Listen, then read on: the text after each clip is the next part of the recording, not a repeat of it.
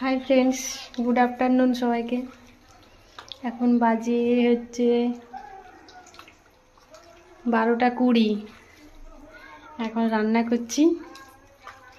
আজকে হচ্ছে চিকেন রান্না করছি।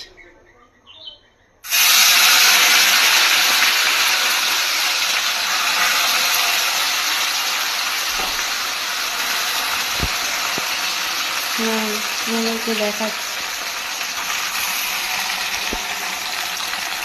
এই দেখো, চিকেনটা তুললাম কড়াইতে।